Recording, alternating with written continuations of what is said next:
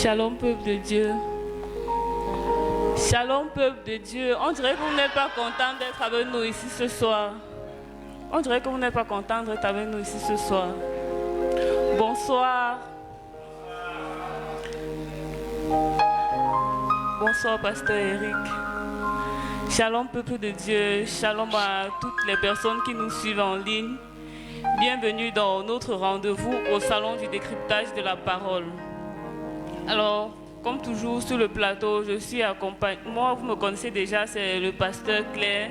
Je suis accompagnée du pasteur Sharon. Bonsoir pasteur Sharon. Bonsoir pasteur Claire. J'aime ton sourire. Nous sommes accompagnés de notre pianiste, le pasteur Eddie. Bonsoir pasteur. Shalom, shalom, c'est Claire. Shalom, comment tu vas? Je vais très bien, toi. Donc ça va par la grâce de Dieu. Et notre pasteur, le pasteur Lambert est assis. Bonsoir pasteur. Bonsoir pasteur Claire. Comment vous allez ce soir? Très très bien. Je vais Le bon. thème d'aujourd'hui là, quand j'ai reçu ça, mon cœur un peu chauffé. Donc j'espère que quand vous allez parler, ça va un peu descendre. Oui, ça va descendre doucement. Parce que j'aime pas avoir affaire à tout ce qui est amour. Donc quand j'ai vu ça, j'ai seulement dit que encore. C'est encore revenu. Encore revenu. Bon, la semaine dernière, le mercredi dernier, nous parlions de comment commander au matin et le pasteur nous avait fait comprendre que l'aurore, c'est la partie qu'on ressort du matin pour laisser la place au jour.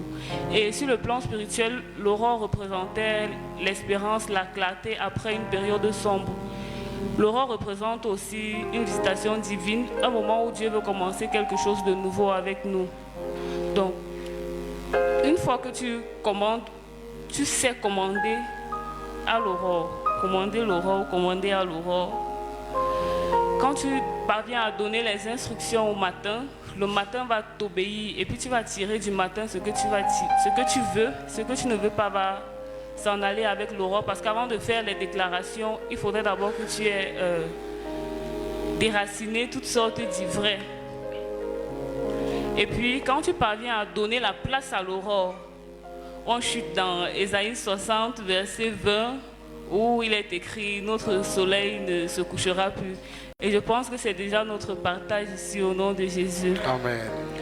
Le thème de ce soir, comme je disais tout à l'heure, aborde à la fois la patience et l'amour.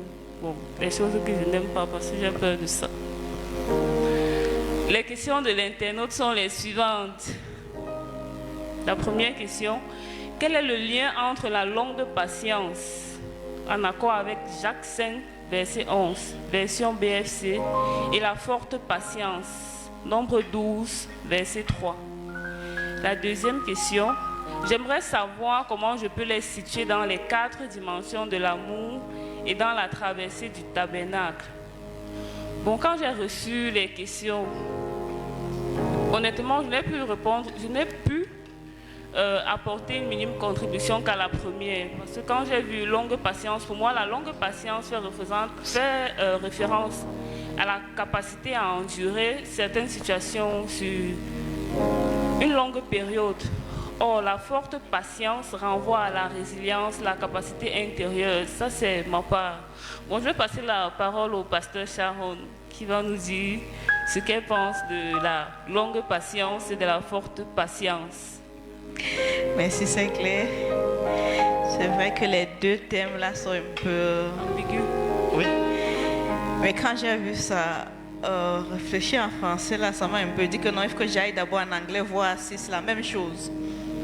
Et puis, si c'est la même chose, ou bien c'est différent.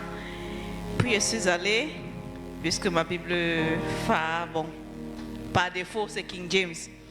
Quand j'ai lu King James, on dit Moses was meek. Oui, quand je lis meek, je dis bon, essayons pour voir ce que meek c'est. Et je prends d'autres versions, j'ai pris 5 autres versions, et là on parle de humble. Bon, notre synonyme de meek là, humble. Et maintenant quand on dit longue patience, là c'était fort patient, moi c'était fort patient, on dit he was meek. était doux, on peut dire ainsi. Et quand on parle de longue patience, en anglais on dit long suffering. Ça veut dire que j'aime bien ce mot aussi parce que un de mes pères, Papa Lambert, non pas Papa Lambert, Papa Lambert, oui, le père de Papa Lambert, voilà. Il aimait souvent très bien ce mot. Il dit long suffering. Donc ici, comme ça, il demande long souffrance sur le temps. Donc tu souffres longuement. Dans d'autres temps, la longamité. Donc, ça semble similaire, mais ce n'est pas exactement la même chose. Comme ça dit l'autre, c'est intérieur, l'autre plus extérieur. Donc l'immunité là, c'est intérieur qui se manifeste extérieurement par la longamité ou le long suffering.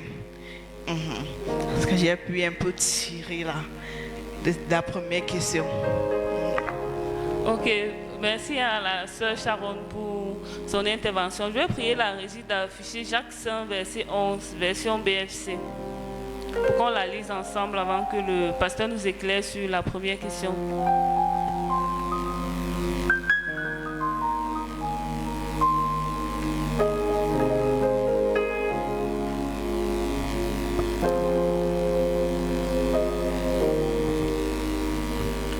Jacques 5, verset 11, je lis au nom de Jésus. Nous déclarons heureux les gens qui persévèrent. Vous avez entendu parler de la persévérance de Job et vous savez ce que le Seigneur lui a accordé à la fin. En effet, le Seigneur est plein de tendresse et de bienveillance. Amen. Bon, pasteur, nous nous retournons vers vous. Ça c'est NFC, nouveau français courant. BFC. BFC. BFC. Est-ce qu'on dit Bible français? Bible français.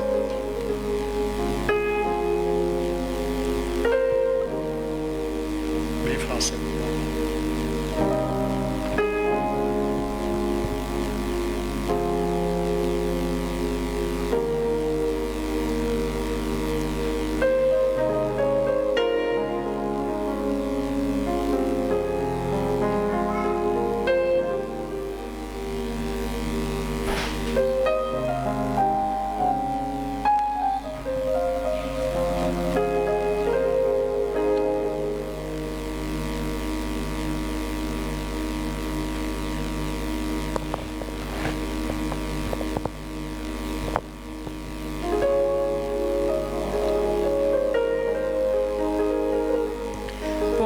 Ici, je lis au nom de Jésus.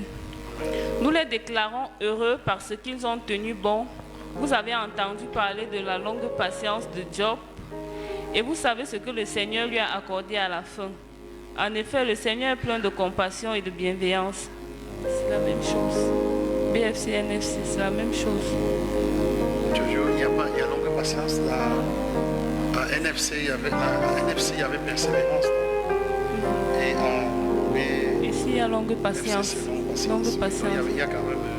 En fait, la personne veut ressortir exactement le mot longue patience qui est. Ok. Je relis encore. Oui, il faut relire. Nous les déclarons heureux parce qu'ils ont tenu bon.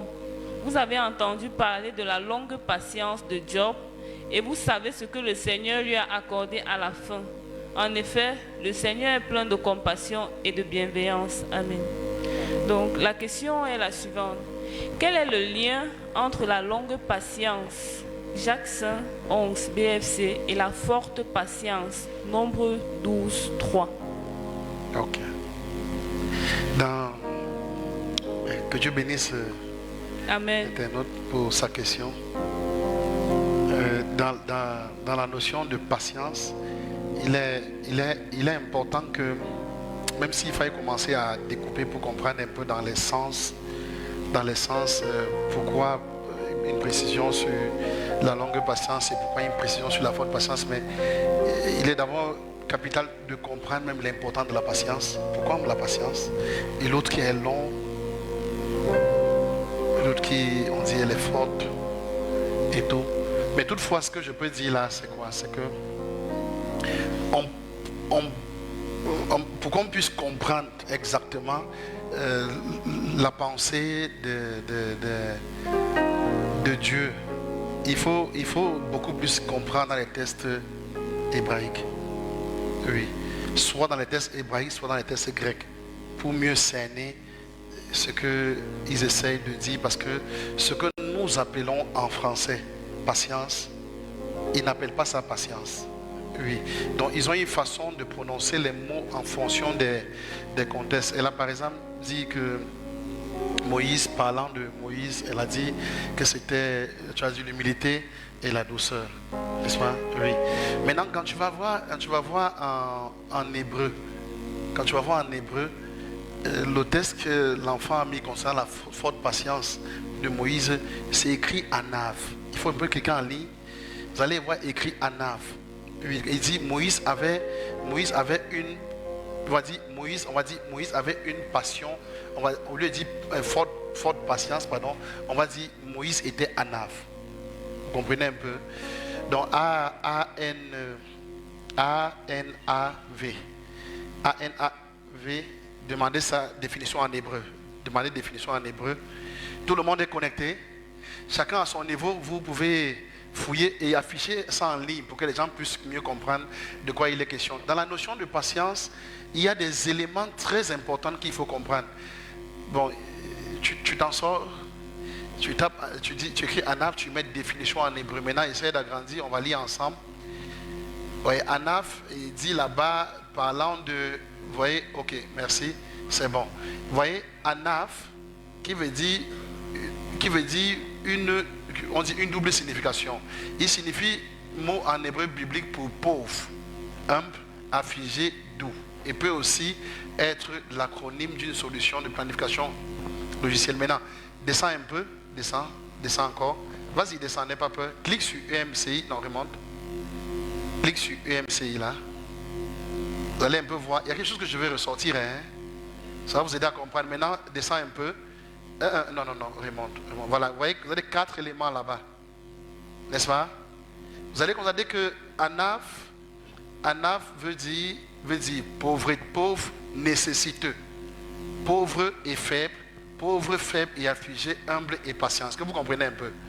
Ok, donc maintenant, dans le texte précis de Nombre 12 que l'enfant a donné, il est dit que Moïse il était Anav pour dire ceci. Moïse avait la patience d'un nécessiteux. En fait, il était faible. Quelqu'un me suit? Amen. En fait, c'est ce qu'on est en train de dire. Il faut que Moïse soit faible pour que Christ soit fort. Amen. Donc on est en train de dire que ce que Moïse transportait, il était quelqu'un qui était comme un tout petit enfant. En fait, Moïse, on essaie de dire, Moïse marchait avec un esprit de pauvreté spirituelle. Parce que Christ n'est venu que pour les pauvres. C'est ce qu'on ressort dans le texte là particulièrement pour sortir la caractéristique de la personne même de Moïse, qui il était. Donc on disait, en fait, Moïse que tu vois, ce qui fait que Dieu l'a choisi et Dieu l'a utilisé, c'était parce qu'il était plus pauvre que toute personne sur la terre. C'est pour ça que c'est lui que Dieu marque. Maintenant, si vous descendez un peu, descendez légèrement, vous allez voir, ils vont commencer à vous aider. Descends, vas-y, n'aie pas peur, descends. Ils vont vous aider avec des mots. Vas-y, descends, avec des versets. Vous allez voir que le premier verset, c'est ça, non? Nombre 12, reste là-bas. Nombre 12, verset 3. Ils vont commencer à vous aider à vous ressortir tous les anaves de la Bible. Donc, dans tous les textes où il y a anaves dans la Bible, on va vous ressortir là-bas. Donc, maintenant, quand vous allez revenir en français, vous allez considérer qu'en français, c'est écrit patience, patience, patience. Mais en hébreu, c'est pas ça. En hébreu, c'est dans des contextes précis. On donne une information dans un cas précis. On dit, ok, dans le cas-ci, il est anave. Dans tel secteur, il est ceci. Ça te permet de mieux comprendre de quoi il est question. Mais comme j'essaie de vous dire, la pensée de Dieu, proprement dit, dans ce texte pour ressortir qui était Moïse, on dit transporter une forte patience. Il était plus fort patient que tout homme sur la terre. On essaie de dire que c'était l'homme le plus petit et le plus fragile. Il est le seul homme qui avait le cœur et l'esprit le plus pauvre, le plus fragile parmi tout le monde. Alors on va dire forte patience, qui veut dire anave. Vous comprenez un peu? Donc c'est un peu ça. Donc en fait, qu'est-ce que j'essaie de dire, c'est quoi? C'est que il ne faut pas lire la Bible, vous allez trouver les notions de patience, et puis vous lisez seulement ça, vous ramenez dans le contexte français. Si vous ramenez le contexte français, vous n'allez pas comprendre ce que le commentateur ou ce que le Seigneur essaie de faire ressortir. Alléluia. Amen. Alléluia. Amen. Amen. Amen. Maintenant, l'enfant parle de la longue patience, n'est-ce pas? Il parle de la longue patience. Vous allez écrire makrotumeo.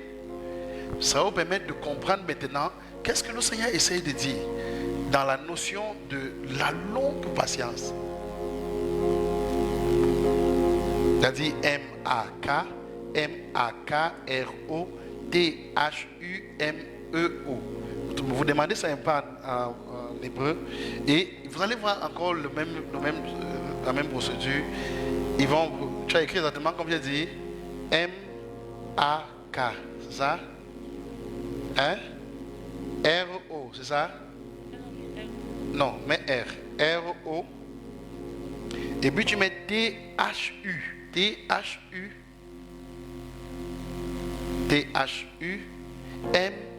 MEO. Donc,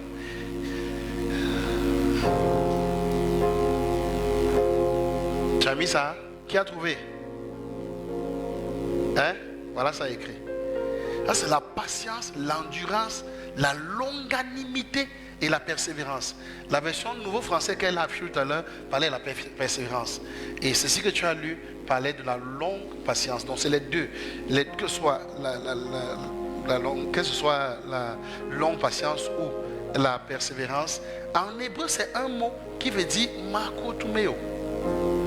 Donc pour ressortir ça, il donne ça comme ça pour te dire, en fait, dans le cas précis ici, on est en train de dire que c'est une patience qui va jusqu'à dans le temps. Vous comprenez un peu? Qui a de l'endurance. C'est un type de patience qui a de l'endurance. C'est pas les mêmes. Dans les textes bibliques, c'est pas la même chose. Dans la lecture, quand nous lisons simplement, nous disons patience. On dit, il faut avoir la patience. Mais ce qu'il faut préciser, parfois l'esprit veut que tu précises à la personne de quel type de patience il lui faut. Ok, je prends le cas que je viens de lire dans le cas de Moïse. Tu peux regarder un enfant et tu dois être capable de lui dire que il faut que tu aies la patience anaf.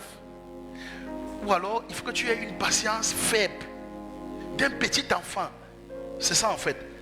Parce que si tu veux que Christ se glorifie en toi, si tu veux que Christ soit fort avec toi, il faut que tu sois faible. Parce que Dieu va regarder ton niveau de faiblesse afin d'utiliser le niveau d'utilisation de Moïse. Pourquoi Dieu l'a utilisé autant puissamment? C'était à cause de l'esprit de patience qu'il transportait. Et Dieu dit donc qu'il a regardé toute la terre et il a vu que la seule personne sur la terre qui avait ce genre d'esprit-là, d'être patient à ce point, c'était que Moïse.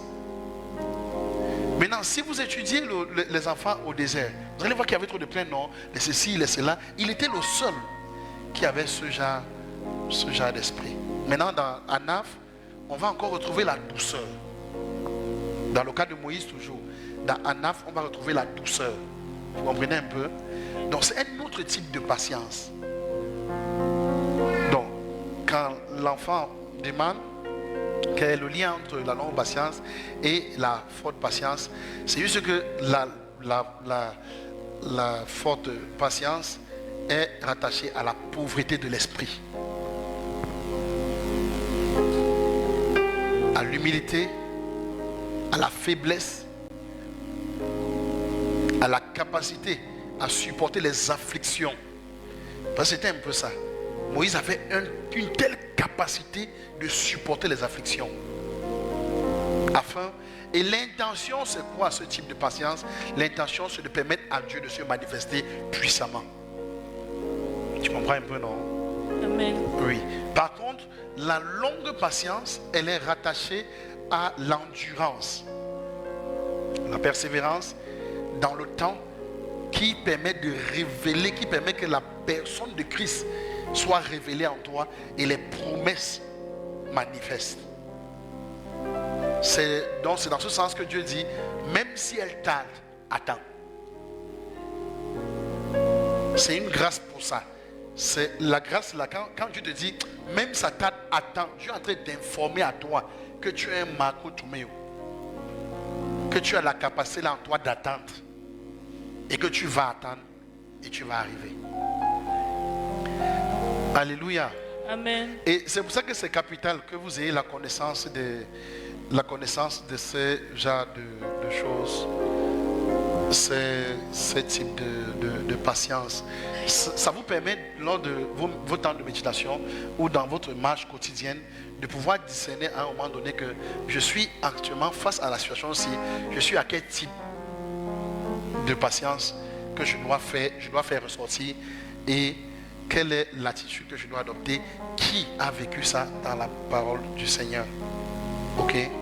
Vous allez rencontrer aussi un type de patience qui est celle qui est AREC. La patience AREC. A-R-E-K. Il faut noter tout ce que je vous dis. Ça vous permet vraiment de travailler. Le thème de la patience est le thème central de la construction du bâtissement ou de la connaissance du Seigneur Jésus. Si la patience n'est pas établie, tu ne veux pas connaître le Seigneur Jésus. Et la patience est le seul fruit quand il est assemblé dans toutes ses dimensions. Quand je parle de cette dimension, parce que la patience en elle a 6 dimensions. Donc quand elle est construite en toi, dans ces 6 dimensions, tu auras la capacité d'avoir la connaissance de la personne de Christ. Il est difficile pour nous de connaître Christ parce qu'on n'assemble pas les 6 éléments.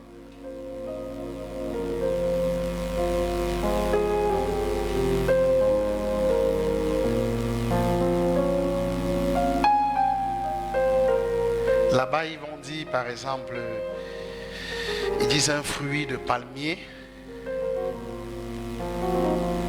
diminutif polonais,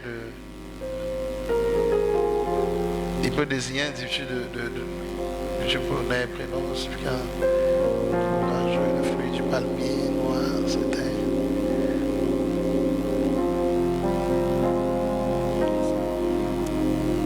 Bon, je vois que je ne dis pas très bien. Descends encore un peu voir. Il faut mettre ça. Tu vas demander en hébreu, descends encore. Clique un peu ici, voilà, clique là-bas. Descends maintenant. Est-ce que tu n'es pas trop descendu? Remonte un peu. Voilà ça. Voilà. Vous voyez, ils vont vous dire que c'est lent à la colère. Donc, quand Christ vient, on dit, quand il parle à Moïse, il dit, je suis lent à la colère. Il est en train de dire que je suis un arec. Donc en train de dire quoi? Toute personne qui n'a pas la patience arec va vite sortir de lui. En fait, le Seigneur dit quelque part dans la parole, il dit que il faut avoir le fruit en abondance. L'abondance de la patience, c'est les 6 dimensions de la patience. Quand les 6 éléments là sont en toi, c'est-à-dire la capacité de savoir être lent à la colère comme Christ. Ok? C'est ça la patience arec. Quand on voit écrit, c'est écrit en bas, généralement traduit par lent, patient et déployé. Vous voyez un peu. Si vous descendez quelque plus bas, vous allez voir, ils vont vous donner, ils vont vous situer les textes bibliques. Ils vont vous situer les textes bibliques. Dans chaque texte biblique où il y a la patience arec, ils vont vous donner ça. Oui, ça vous permet de mieux cerner. Maintenant, il y a ce qu'on appelle la patience anouche. A-N-O-C-H-E. A-N-O-C-H-E. A-N-O-C-H-E. Je préfère qu'on travaille comme ça pour que tout le monde voit, que ce ne soit pas comme si j'ai dit une chose de moi-même, ok? Donc je préfère qu'on aille doucement et puis on dit, chacun tape lui-même, il lit, il voit. Descends un peu voir. Ligue là-bas.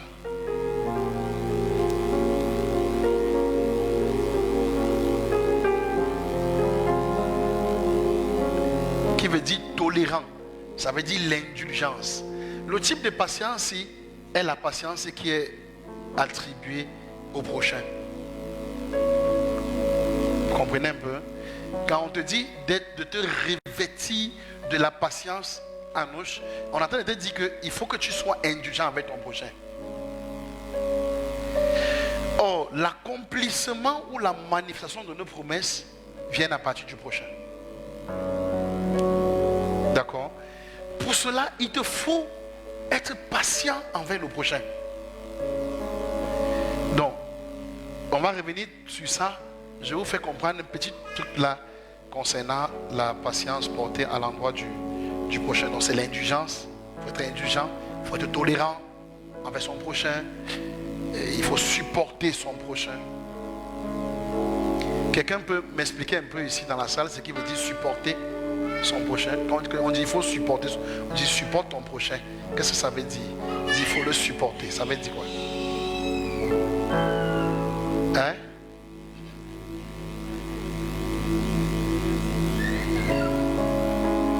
L'accepter tel qu'il est. Hein? Le prendre comme il est.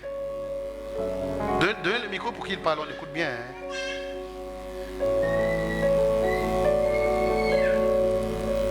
Oui, donnez le micro, parlez avec le micro pour qu'on puisse mieux cerner. Que Dieu vous bénisse abondamment. Amen. Vous allez écouter, hein? Au cours de nos émissions, vous allez acquérir une sagesse étrange. Amen. Je vois une grâce particulière. Amen. Vous allez acquérir une sagesse étrange dans votre marche même. Amen. Si Dieu vous fera grâce de cerner les choses qu'on parle ici là. Oui, vas-y. Shalom à tout le monde. Pour moi, supporter son prochain, c'est non seulement l'accepter tel qu'il est, malgré ses fautes et tous ses manquements, avec amour, sans toutefois le rejeter ou l'abandonner. C'est ce que tes sœurs ont dit. Oui, donnez un peu au pasteur Claude, après vous donnez au pasteur Ézéchiel, après le pasteur Birol. Je veux qu'on ait un échange comme ça dans la communion et ça va permettre qu'on puisse. Oui, shalom, shalom à tous. Shalom mon Père. Voilà, s'il faut aller sur la définition d'amour qui ressort, amour excuse tout, je crois que oui. Être supporté, c'est trouver une excuse à chaque fois. S'il te plaît, on ne t'écoute pas bien Trouver une ici. excuse. Chaque fois, à une attitude que ton prochain peut faire. Donc, la supporter, c'est trouver une excuse à chaque fois que la personne commet une erreur. Oui, tout ça, c'est ça. Il faut prendre la définition. Ce que tu dis là, c'est ce qu'elles ont dit. Pasteur Claude, après le pasteur Blériol. Shalom, shalom. Shalom, mon Père. Oui, justement, je suis dans la même lancée selon 1 Corinthiens 13, mais beaucoup plus dans la dimension de l'amour en longueur. C'est la même chose. Le pasteur Naomi vient de dire ça, non? Ah, que, avec l'amour, non? Oui. Shalom pasteur, Shalom. Shalom à tout le plateau, Shalom à toute la salle.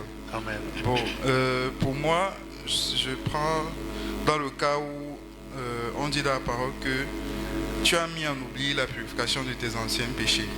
Donc pour moi, supporter son prochain, c'est se mettre dans la place où on était, soi-même. Et savoir que c'est un processus. Nous-mêmes, on ne le tient pas parfait, mais il y a quelqu'un qui nous a pris comme nous étions. Et il a accepté le processus de transformation avec nous. Il a observé patiemment. Donc pour moi, supporter quelqu'un, c'est se mettre dans cette place-là. Toujours ne pas oublier où nous étions et savoir que la personne en face de nous va quelque part. Donc pour moi, c'est ça, supporter son prochain. Oui, c'est ça. Hein? C'est ça. Oui, pasteur Ahmed. Hein? Ah oui, attends, on finit un peu. Il y a encore les doigts dans la salle. Oui, il y a encore 2 doigts. Donc on prend les 2 doigts. Non, le pasteur Ahmed est un peu dangereux. Donnez d'abord au pasteur Doval et puis on revient, on finit avant de revenir sur le plateau. Shalom, shalom à tout le monde. Shalom, amen. Pour moi, supporter, si on part dans l'étymologie du mot. Déjà, trouvez-moi le verset biblique où Jésus dit jusqu'à quand vous supporterez. connaissez le verset là? Il réprimande les apôtres par rapport à une incrédulité. Il dit, jusqu'à quand je vais vous supporter? Trouvez-moi le verset, vas-y. Vas-y. Je disais, en partant de l'étymologie du mot, on peut ressortir support. Oui. Donc ça veut dire, pour moi, on peut ressortir support ou bien porter. Donc ça veut dire que pour moi, être supporter quelqu'un, c'est être à un moment donné un appui pour la personne, malgré ses manquements, malgré ses défauts. Il peut voir en toi quelqu'un sur qui il peut s'appuyer d'une part. Donc pour moi, c'est ça, supporter quelqu'un. Oui, c'est la même chose que vous êtes en train de dire. C'est vrai, c'est pas faux. Mais il y a quelque chose qui vous manque. Oui, tout ça, c'est ça, fait peu de patience. Matthieu 17 disait ça. Ok, affichez le temps que le pasteur Ahmed va parler. Shalom, pasteur. Shalom, mon père. Shalom, peuple de Dieu. Je pense que supporter son prochain, c'est juste manifester la compassion, la miséricorde, la bonté envers lui. Oui. C'est ça. Mais sauf qu'il y a quelque chose que vous n'allez pas cerner si vous arrêtez ces mains-là. C'est vrai. Oui, pasteur Claire. Supporter son prochain, c'est porter avec patience les blessures de son prochain. Tout ce que tu as dit là, c'est ce qu'ils ont dit. Ok, on prend le dernier doigt, le pasteur Zidane. Shalom, shalom. Shalom. Supporter quelqu'un, c'est lui dire ses défauts. C'est un peu ça. Ça. Jésus dit, race d'incrédules et perverses, répondit Jésus, jusqu'à quand serai-je avec vous? Après il dit, jusqu'à quand vous supporterai-je? Amenez-le-moi ici. En fait, Jésus est en train de dire, quand on dit supporter là, Jésus est en train de dire que jusqu'à quand je vais t'acclamer et célébrer ton nom?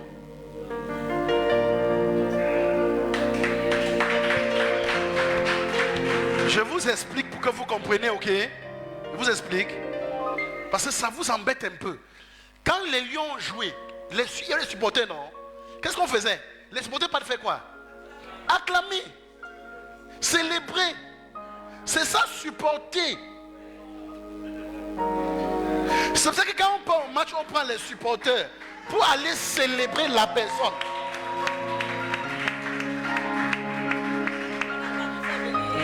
Est-ce que vous comprenez? C'est pour ça que je vous dis que si vous prenez mal le sens supporter, si dans le sens que vous dites que le supporter tel qu'il est ses défauts, vous êtes en train de voir ses défauts. Parce que quoi qu'il en soit, quand tu restes au fond de toi, tu es Mila Roger. Qui est Mila? Sois honnête. Qui a connu Mila Roger? Tu as dit, même si, oui, avant, mais tu sais qu'il était dangereux, n'est-ce pas? Donc le souvenir est là. 100 ans, tu vas le supporter. Vous me suivez? Amen. Ici, tu aimes Eto. Qui veut dire ici qui n'aime pas Eto? Hein? Tu n'as jamais supporté Eto. Donc même s'il marque n'importe comment. Bon, ça peut arriver. Hein? Bon, quoi qu'il en soit, quand les Camerounais jouent, vous supportez quand même. Vous les acclamez, non? Donc même s'ils commettent des erreurs au stade, dans votre tête, c'est qu'il faut un but. Donc il fait les... Mais dès qu'il marque, boum, wow, c'est pas ça. Vous les acclamez. S'il prend 10 il encaisse en un match 10 buts et il marque 11, ça fait 10, il a d'abord eu 10-0, n'est-ce pas? Vous êtes calme. Mais après, il commence à égaliser 1. Après 2, tu dis voilà, il manque 8. 3, c'est pas ça. 4, 8, 9, après 18, il peut même encore mettre, il manque un dernier. Tu es confiant dès qu'il me dit, oh, je savais qu'on va gagner, c'est pas ça. Est-ce que vous les jugez encore? C'est ça, supporter.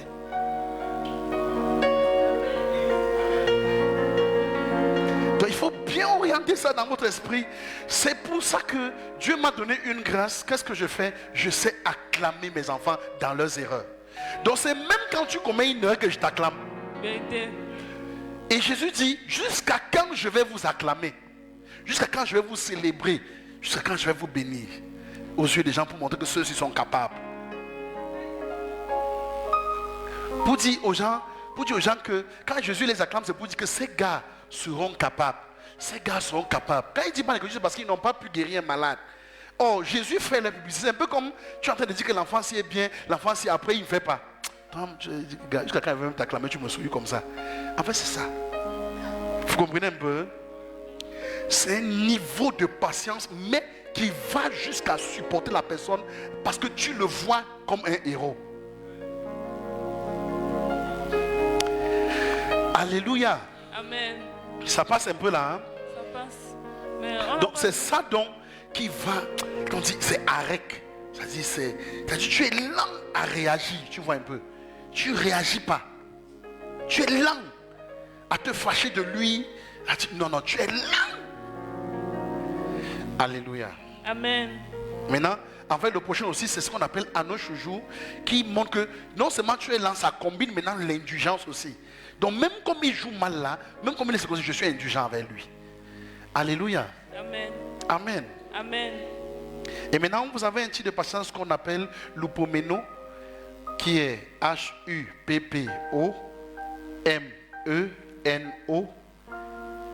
Je reprends. H-U-P-P-O-M-E-N-O. Je reprends. H-U-P-P, donc P deux fois. Et puis O-M-E-N-O.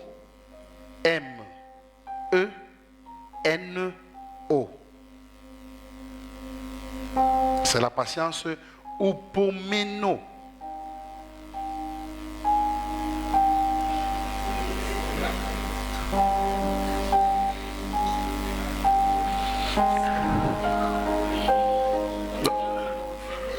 Oui. On est déjà au numéro 5. Oui, c'est la cinquième. Oui, c'est la cinquième. Tu as besoin d'aide? Je recommence. Ok. H-U-P-P-O-M-E-N-O.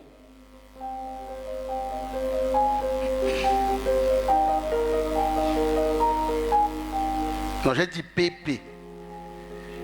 PP, PP, 2P, 2P, PP, ok?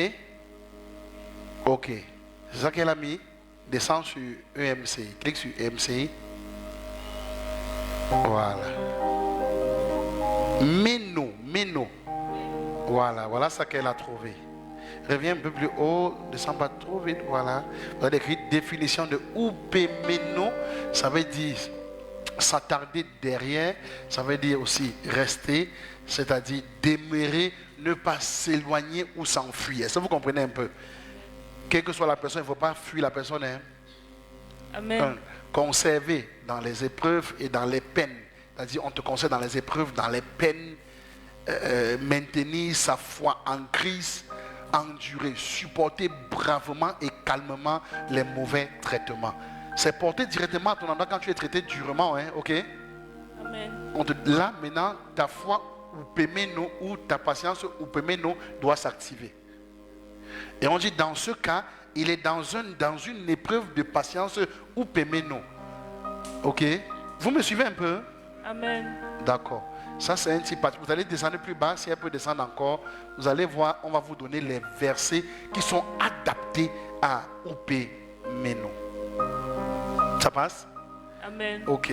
Maintenant, vous aurez aussi la dernière patience qui est la sixième. Elle est anexikakos. La patience anexikakos. Je crois qu'elle doit être unique dans la Bible. Si je ne me trompe pas. Je crois que l'anexikakos, elle est unique dans la Bible. C'est la seule qui a été mentionnée. Bon, je peux me tromper. Hein? Anexikakos. A-N-E-X-I-K-A-K-O-S. Il faut coller, hein? C'est collé. Anexikakos, ils sont collés. Voilà. Anexikakos.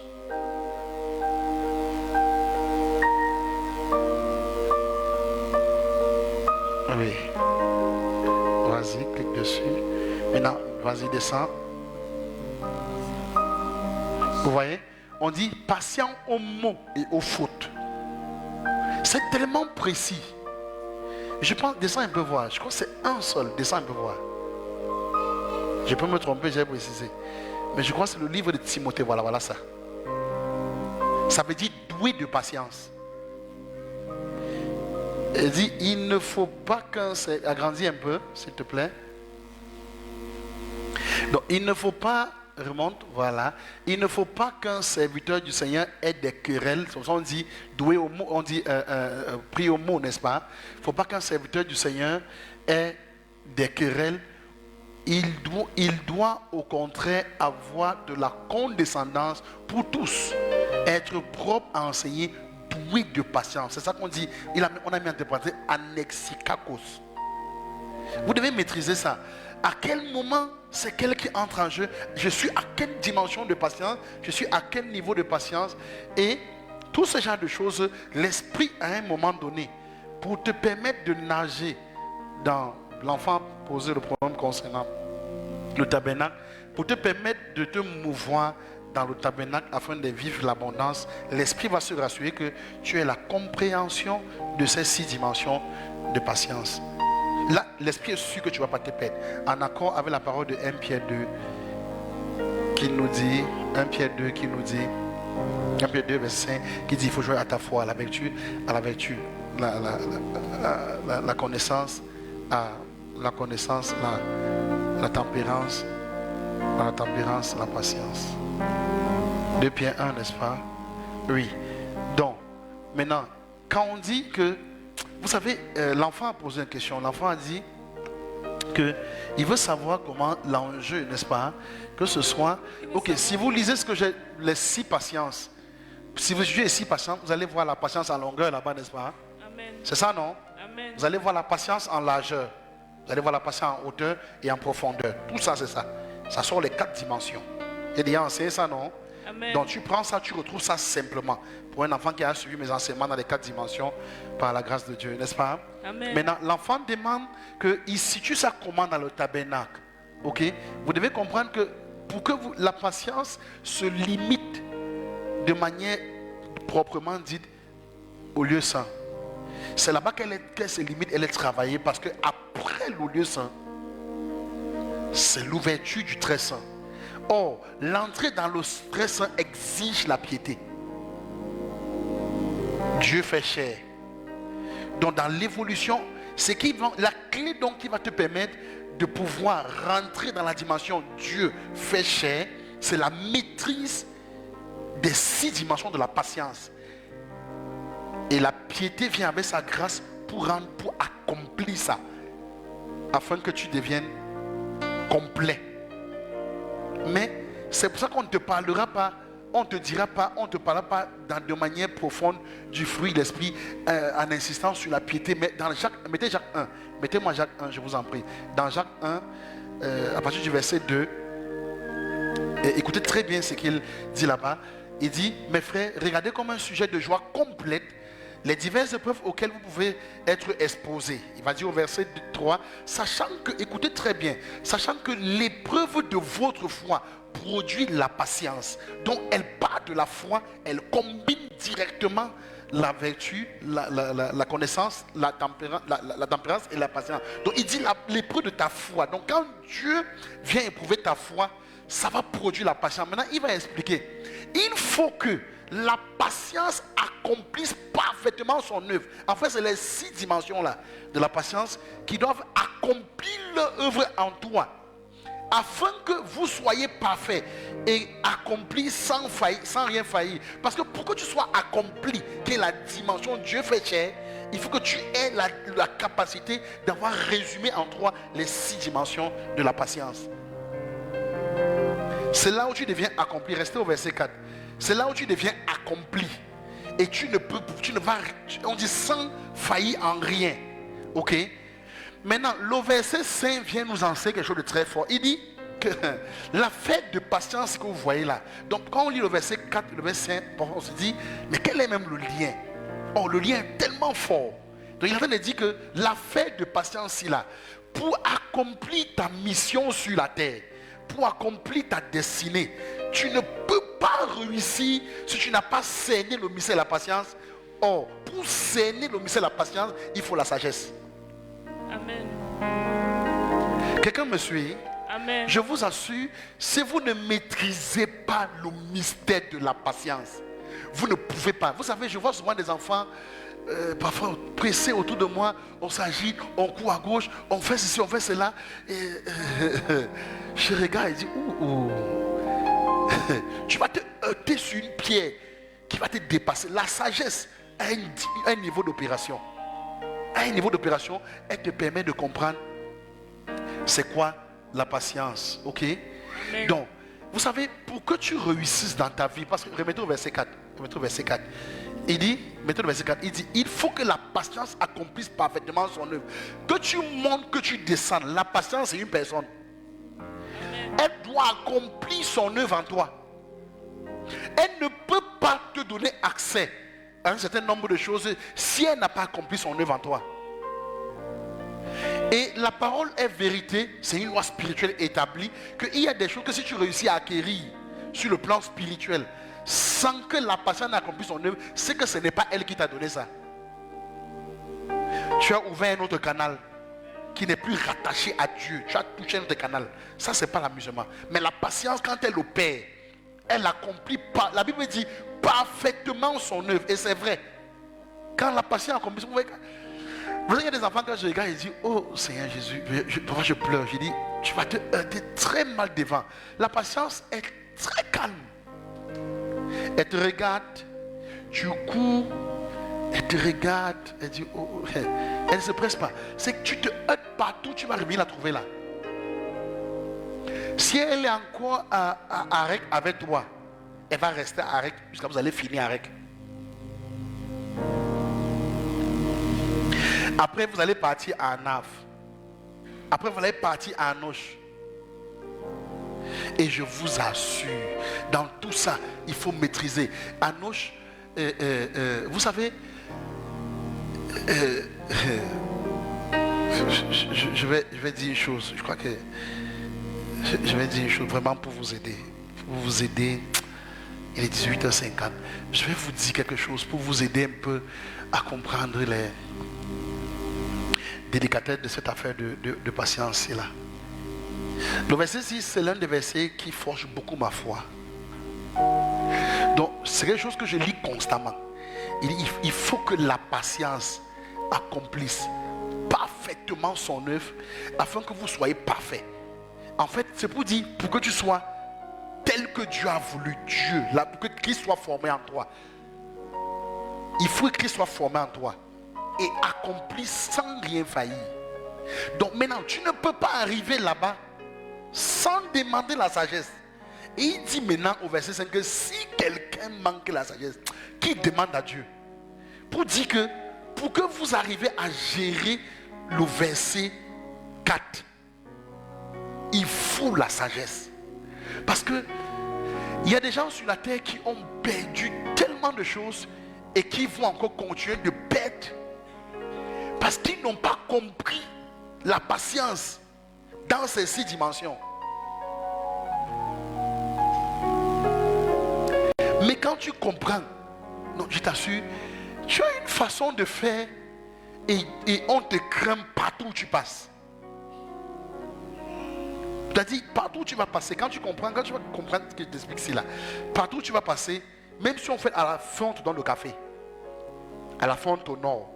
Même si les gens qui t'honorent, qui te respectent, finissent par t'honorer sans comprendre, ils vont t'honorer sans même comprendre pourquoi. Mais en fait, c'est que la patience que tu as transportée là, qui a accompli son œuvre là, va les obliger à plier les chines devant toi. La patience est très puissante. C'est elle. Pour accomplir les promesses de Dieu, il n'y a que elle. Il n'y a que elle. Elle contrôle les promesses de Dieu. Elle s'assure. Elle s'assure de tout. C'est un peu comme je vous ai dit l'autre mercredi que il dit parlant de l'aurore, j'ai dit, il ne peut pas permettre que tu sois dans une dimension de richesse étant orgueilleux. Ça va souiller sa richesse. La patience, je vous assure, homme, frère, enfant de Dieu, si tu atteins un niveau d'argent ou de capacité financière sans avoir compris ça, je t'assure, tu es dans un mauvais champ. Il est fort probable que Dieu ne te connaît pas. Il y a un niveau de grâce, Dieu ne peut pas te donner. Il ne peut pas. Il ne peut pas. Il y a un niveau de... Il ne va pas te donner parce qu'il sait que si je donne ça à celui-ci, c'est pas, la patience n'a pas atteint sa perfection en lui. Dieu voit ça, il sait. Tu seras limité toute ta vie devant le Seigneur, mais pourtant avec de grandes promesses sur ta tête. Vous savez, je vais vous prendre un peu. Est-ce que vous savez qu'il y a des gens que, écoutez, hein, c'est la sagesse. Il y a ce qu'on appelle les types. Quand le Seigneur commence à bâtir, par exemple, Dieu veut te rendre la vie facile. Dieu pour te rendre la vie facile, suivez-moi bien, hein, Dieu pour te rendre la vie facile, Dieu va chercher, Dieu dispose toujours une personne qui va rendre ta vie facile. Il dispose. Et pour cela, ça va t'obliger à maîtriser un type de patience et adopter un type d'attitude envers la personne qui est choisie par Dieu pour rendre ta vie facile. Parce que Dieu s'arrange. Quand tu cries à Dieu, oh Seigneur, aide-moi, c'est trop dur. Dieu va te dire, tu as oublié. Il va te dire que tu n'as pas reconnu tes temps de visitation. C'est pour ça que c'est dur. C'est dur parce que tu n'as pas connu quand j'ai envoyé quelqu'un qui devait t'aider. Et parfois, vous savez, j'ai eu des avertissements du Seigneur dans ma marche. J'ai eu une grâce avec le Seigneur.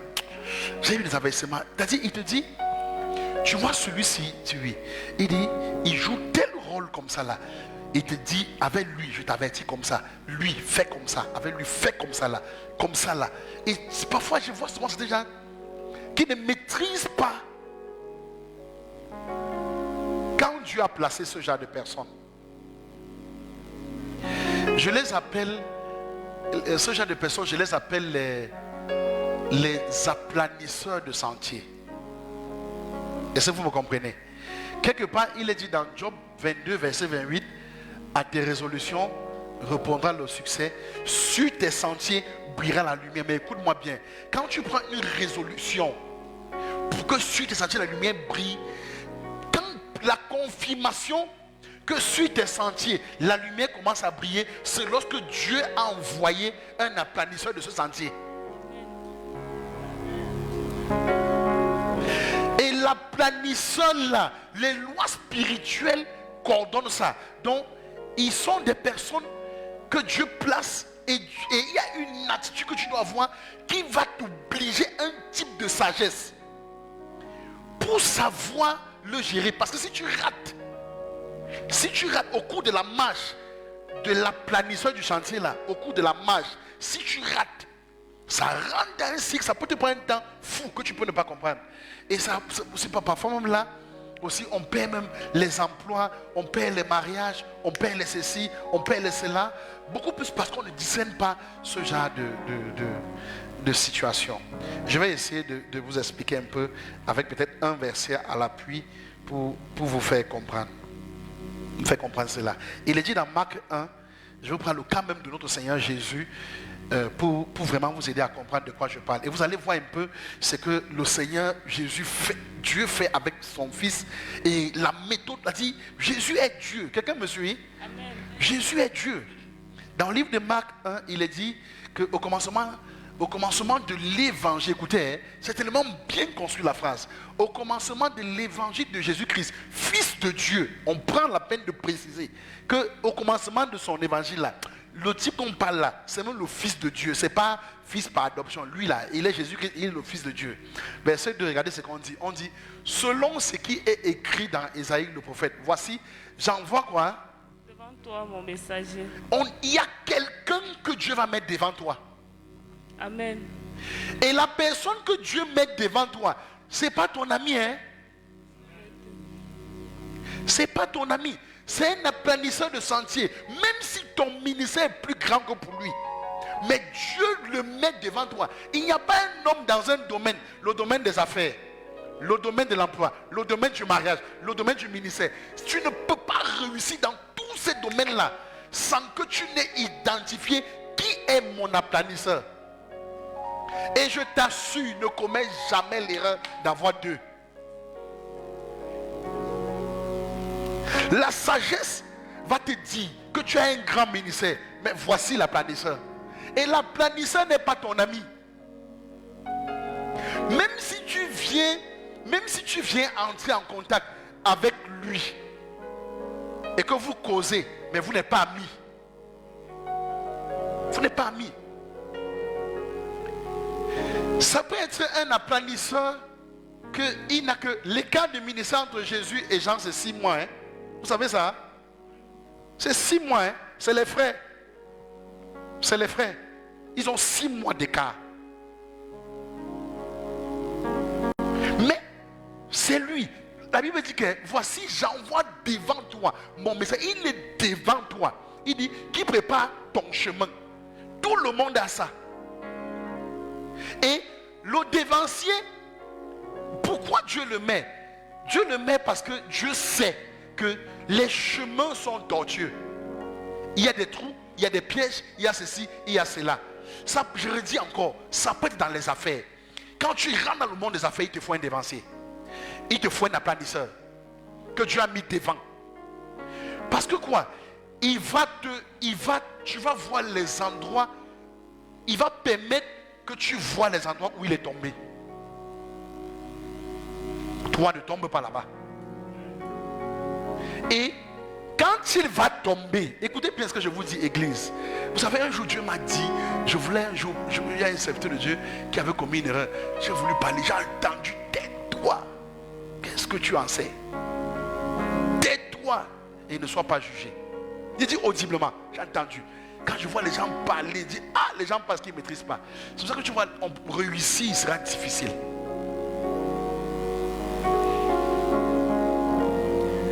Alléluia. Il dit, c'est la voix de celui qui crie dans le désert. Préparez le chemin du Seigneur, aplanissez le sentier. Donc maintenant, il commence à aplanir ton sentier. Et puis il tombe. Quand il tombe, je te conseille, le jour qu'il tombe, qu'importe le niveau de tomber, n'ouvre pas ta bouche.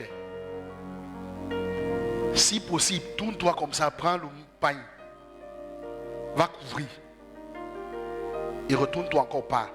Et quand tu te tiens, bénis sa vie. Le jour que même ton cœur va parler contre lui, ça va arrêter ton ministère. Le succès dans le monde professionnel, le monde des affaires, ce n'est pas un jeu. Et vous voyez les gars qui réussissent là, ils ont compris ces lois, les mondains. Ils ont compris, ils ont la capacité de gérer les lois là, vous ne pouvez pas imaginer. On se demande, mais ces gars ont été enseignés où? Et dimanche, je vous ai enseigné ici, j'ai dit,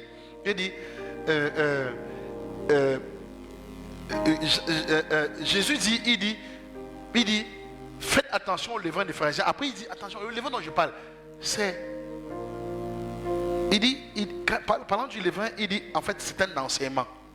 Quelque part il dit, le royaume des cieux est comme 3 mesures de pâte. Donc quelqu'un a pris le levain et ça a fait gonfler. Il est en train de dire que le royaume des cieux est là même. Pour que ça se multiplie, pour que ça éclate comme il faut dans ta vie, il faut du levain. Il dit le levain c'est un enseignement. Donc, et puis tu vas voir que les mondains sont enseignés. Ils comprennent ce que l'église ne comprend pas. On se demande, mais on est dans une bagarre qui n'a pas lieu d'être, dans des débats qui n'ont pas lieu d'être. Et ce qui fait, on se retrouve dans cette situation, c'est l'orgueil. Et Dieu commence à nous résister. Dieu commence à nous résister. Continuez un peu le test. Il dit, Jean parut, regardez, on dit, Jean parut, baptisant dans le désert et prêchant le baptême de la repentance pour la rémission des péchés. Verset 5, on dit, tout le pays de la Judée et tous les habitants de Jérusalem se rendaient auprès de lui et confessant leurs péchés et se faisaient baptiser par lui dans le fleuve du Jourdain. Verset 6, il est dit, Jean avait un vêtement de poil de chameau et une ceinture de cuir autour de ses reins. Il se nourrissait de sauterelles et de miel sauvage. Verset 7, il est dit, il prêchait, il disait, il vient après moi, celui qui est plus puissant que moi. Ça dit, le gars lui-même dit que Son ministère est plus petit que pour celui qui vient. En fait, quand tu lis ça, tu as l'impression que c'est une affaire de Jean-Baptiste et Jésus. Non. Je t'annonce que le dévancier ou la princesse que Dieu met devant toi, son ministère est toujours plus petit que pour toi. Toute personne que Dieu place devant toi à un moment donné de ta vie, comme modèle, son ministère est plus petit que pour toi. Ton ministère est censé être plus grand que pour lui. Tu es censé faire plus grand que lui. Mais ce qui va tuer ton ministère, ça dépend de comment tu vas te comporter. Et c'est d'où Jacques dit que, ok, la patience doit accomplir son œuvre, mais verset 5 dit, il faut la sagesse. Sauf que parfois le lien on ne voit pas. Maintenant la sagesse va te permettre de savoir comment, quelle attitude, parce que le dévancier peut afficher un caractère qui peut te blesser, qui peut t'amener à même le mépriser. Et on a dit des choses dans ton cœur, ça va te gâter, ça va gâter tout, ça va gâter tout. Il dit, il vient après moi, celui qui est plus puissant que moi. Et je ne suis pas dit de lui. Il dit, en me baissant la couronne de ses souliers. Verset 8, il dit, moi, je vous ai baptisé d'eau. Lui, il vous baptisera du Saint-Esprit. Donc, il confirme que celui-là, ce qu'il transporte, est plus grand. Tout le monde dans sa vie et ce qui va t'amener,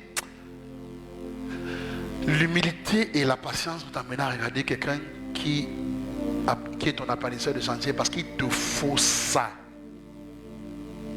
Je dis encore, dans tous les domaines, il y a les gens que les aplanisseurs de leur sentier, dans le mariage, il y a un modèle que Dieu met. Et Dieu l'a placé là. C'est pour aplanir ton sentier. Amen. Afin que tu saches comment faire. Comment tu vas faire. Tu voyez, je suis souvent surpris de certains enfants dans les foyers qui s'amusent avec leur tante, leur soeur, leur ceci. Parfois ils pensent qu'ils sont plus intelligents que leur tante, leur soeur, leur mère et tout. Frère, écoute, chaque erreur que là où ta tante, ta soeur, ta cousine, n'importe quoi est tombée ou ta mère est tombée et que tu as dit, ah, n'est-ce pas, à côté, elle a commis telle erreur, elle est tombée le jour que tu as dit ça. Toi, la fille là, tu es fini. Ça va te poursuivre. Parce que la personne que tu vois, c'est simplement un aplanisseur. Et la sagesse, quand tu manques de sagesse, tu vas commettre des erreurs. Et tu vas poser des actions graves. Maintenant, regardez ce que Jésus va faire. Dans le niveau de Matthieu 11, verset 3, regardez. Vous allez constater que quelque chose va se passer. Le gars va même douter de lui. Ton dévancier ou ton aplanisseur peut même te regarder un jour comme ça là. Il peut te regarder un jour comme ça là. Et puis il dit, je sais même ce que Dieu t'a vraiment appelé. Il y a une semaine ou il y a un an, il dit, Dieu avec toi, il te bénit. Il dit, oui, je connais ton ministère. Il peut un an après te regarder et dire, tu sais même ce que... Oui, mais attention. Et vous savez, la Bible nous ressort toutes les histoires pour nous éduquer, pour nous enseigner la sagesse. Comment réussir sur la terre ici. Et comment réussir la mission que Dieu nous confie. Il dit, es-tu celui qui doit venir ou devons-nous en attendre un autre? C'est lui qui envoie. Il dit, Jésus leur répondit, allez rapporter à Jean ce que vous entendez et ce que vous voyez. Vous voyez, les jeunes d'aujourd'hui ont dit, il combat mon ministère. Les aveugles voient, les boiteux marchent, les lépreux sont purifiés, les sourds entendent, les morts ressuscitent. La bonne nouvelle est annoncée aux pauvres. Regardez, c'est pas tout. Regardez maintenant ce que Jésus fait. Il dit, heureux celui qui ne sera pas une occasion de chute. Je donne maintenant un conseil. Il dit, il est en train de dire quelque chose. Il dit, ce que Jean est en train de faire, il dit aux disciples que ce que Jean a poussé comme cri là, et vous venez me dire, méfiez-vous. Heureux celui qui ne sera pas une occasion de chute. Et il dit au verset d'après, il dit, comme il s'en allait, Jésus se mit à dire à la foule. Regardez maintenant ce que Jésus va dire à la foule au sujet. Non, restez au verset. Comme il s'en allait, Jésus se met à dire à la foule au sujet de Jean, qu'êtes-vous allé voir au désert? Il va nous poser la question. Parce que les gens ne s'amusaient pas avec Jean. Il fallait dire, un roseau agité par le vent. Verset 8, il dit, mais qu'êtes-vous allé voir? Un homme vêtu d'habits précieux. Voici ceux qui portent les habits précieux là, sont dans les maisons des rois. Verset 9, il dit, qu'êtes-vous donc allé voir? Un prophète, après il dit, oui, je vous dis. On dit oui, il dit oui, vous dis-je. Et il dit et plus. Le gars bénit Jean. Malgré que Jean a douté de lui. Le gars célèbre Jean. C'est une école.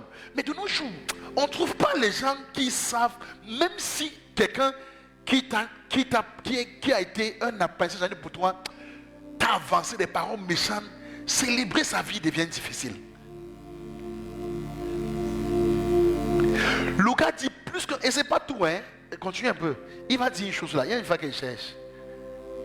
Car c'est celui dont il est écrit. Voici, regardez ce qu'il dit, hein.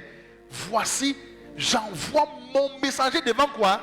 Le gars dit que méfiez-vous. Jean-Baptiste là. Donc ce n'est pas parce qu'il est en train de douter maintenant, hein. Ce n'est pas parce qu'il ne croit plus en moi, hein. Mais je vous rappelle, l'homme là, il est écrit concernant ma vie. Tout le monde ici a une écriture sur sa vie. Que dans ta marche, tu dois discerner. Et ça s'étend dans tous les couloirs. Dieu fait, il élargit. Sur le plan marital, le plan des affaires, le plan ministériel, le plan ici. Il met. Joue avec. Tu vas arrêter ta vie. Quand je vois un enfant, vous savez, quand je sais que je suis un apprenti, j'en ai quelqu'un. Quand je te vois blaguer, tout ce que je fais, je prie pour toi. Je te remets à Dieu, je prie pour toi et dis, celui que tu aies compassion de lui. Parce que je sais que tu as gâté. Pourquoi? Parce que Dieu m'a pris dans ce niveau. Ah, frère, ce que Dieu m'a fait à ce niveau, pour me dire, ne tente jamais. Parce qu'il me dit, avec toi, je vais aller loin. Donc ne t'amuse pas. Ne t'amuse pas. Et vous avez dit un jour ici que personne ne peut arrêter votre ministère, mais seul vous-même. Ça veut dire que tu peux blaguer, tu arrêtes toi-même ton ministère. Il dit, car c'est celui dont il écrit, voici, j'envoie mon messager devant ta face pour préparer ton chemin devant toi. Donc lui-même, Jésus, reconnaît. Et les échecs ou les faiblesses de celui qui a banni ton sentier sont tes forces. Vous savez, Jean-Baptiste va commettre une erreur. Quelqu'un est simplement en train de prêcher l'évangile, il est en train de baptiser les gens, et puis il se relève. On ne sait pas ce que Jean-Baptiste est allé chercher chez Hérode. C'était une erreur. Il se lève et puis il dit, oh, Hérode, il ne t'a pas permis? Il est quand même baptisé. Hérode, il ne t'a pas permis de prendre la femme de ton frère. La femme était dans le char. Elle a suivi. Et comme Jean-Baptiste était très influent et très puissant, et elle était d'accord d'épouser Hérode. Donc en fait, c'est de quoi je me mêle. Elle a gardé ça dans son cœur. En fait, on est en train de dire quoi? Jean-Baptiste s'est mêlé des choses de la politique. Et là où il a fait ça, le ciel a dit, Jean-Baptiste, tu as dérangé. Tu es parti faire quoi dans les choses qui concernent la politique? Tu es parti chez quoi là-bas? C'est la route, ça ne te concerne pas. Jésus a vu, hein? On est venu informer Jésus que Jean-Baptiste a fait ça. On est venu informer Jésus que Jean-Baptiste est en prison. On est venu informer Jésus que Jean-Baptiste, on a coupé sa tête. Jésus a même ça tellement imaginé qu'il a même quitté la ville. Mais écoutez, quelques temps plus tard, l'erreur de Jean-Baptiste là est revenue à Jésus. Même chose. On pose une question à Jésus. Jésus les regarde, c'était le même piège. Là où Jean-Baptiste est tombé, Jésus n'est pas tombé parce que Jean-Baptiste était déjà tombé. Jésus va dire, donnez à César ce qui est à César. Et à Dieu ce qui est à Dieu. Il quitte. Parce qu'il a compris que là-bas, Jean-Baptiste est tombé. Mais lui, il ne faut pas qu'il tombe là-bas. Il faut être sage dans la vie. Vous avez toujours un dévancier dans votre vie. Dieu n'est pas fou. Observez-le. Paul revient et dit, soyez mes imitateurs comme j'imite Christ. Ne joue jamais dans ta marche dans le Seigneur. C'est l'orgueil. C'est l'orgueil. Tous les pasteurs qui vous amènent et tous les gars qui sont partout dans les réseaux sociaux, qui vous amènent à dire que c'est là, les pasteurs, ils aiment trop que vous les suivez. Ils aiment ceci. Mais en fait, ils sont en train d'être, c'est pour ça que c'est des sorciers. Ils sont en train de créer les réseaux sociaux où ils se font suivre, où ils se font respecter, honorer et même diviniser. Mais ils amènent les gens à s'éloigner de Dieu. L'église, ils s'attaquent aux pasteurs, ils s'attaquent aux églises. Ils ont des ruses et en suivent sans ligne. Ils ont des ruses. Après on vous dit que non, vraiment, restez focalisés sur Dieu. Focalisez-vous sur Saint Jésus, frère. La Bible dit, soyez mes imitateurs comme moi-même j'imite Christ. Et Jésus lui-même dit que dans ma marche, j'observais Jean-Baptiste. Et dans Dieu, j'observais, je le regardais. Il disait que ok, il est tombé ici, je pars comme ça là. La Bible dit que je l'envoie pour aplanir. Donc même Dieu ne peut pas aplanir son propre chantier. Donc comment tu vas faire pour réussir ton ministère? Comment tu vas faire pour réussir ton mariage? Comment tu vas faire quand tu n'as pas quelqu'un qui est là pour aplanir? Tu n'as pas. C'est dangereux. Je vois des enfants qui pensent qu'ils sont trop sages, trop intelligents. Parfois ils veulent même conseiller leurs aînés. Et frère, il faut faire attention. Ah. Alléluia. Amen. Alléluia. Amen. Et c'est pour ça qu'il dit que, et maintenant la patience va t'amener à manager tout ça. Et savoir à un moment donné, quand placer tel mot, quand mettre les pieds comme ça, quand se comporter comme ça, quand agir comme ça, la sagesse va maintenant te guider. Non, ne dis pas ceci. Fais comme ça là. Celui-ci en fait c'est pour telle chose. Celui-ci ça joue quel rôle. Là-dessus ici c'est pour. Parfois il y a ce qu'on appelle, par exemple la patience anoche que vous voyez là. La patience anoche fonctionne comment? C'est-à-dire elle va même à un moment donné pousser quelqu'un à mettre le doigt sur une blessure dans ton cœur. Vous me suivez? Oui. L'intention de pousser la personne à mettre le doigt sur la blessure dans ton cœur, c'est pour révéler une blessure profonde qui est cachée en toi depuis que tu ne connais pas. Dieu va faire en sorte que ce problème, parce que si tu dois monter, parce qu'on dit que la personne doit accomplir son œuvre en toi de manière parfaite.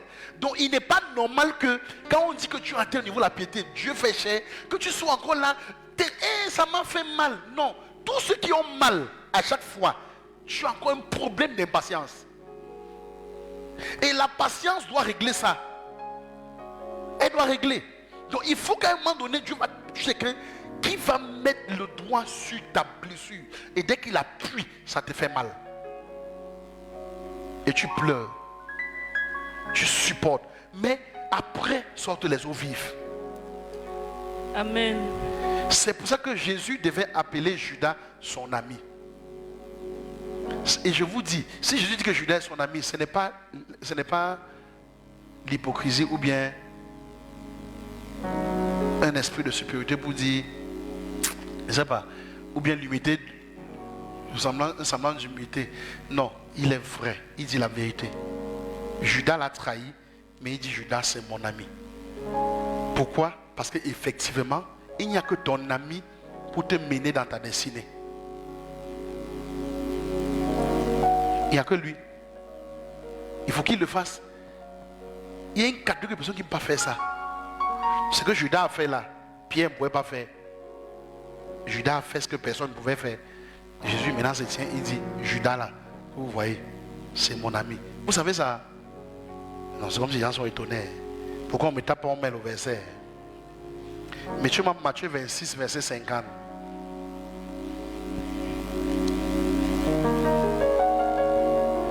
Matthieu 26, verset 50. Jésus lui dit, mon ami, est-ce que tu es venu faire?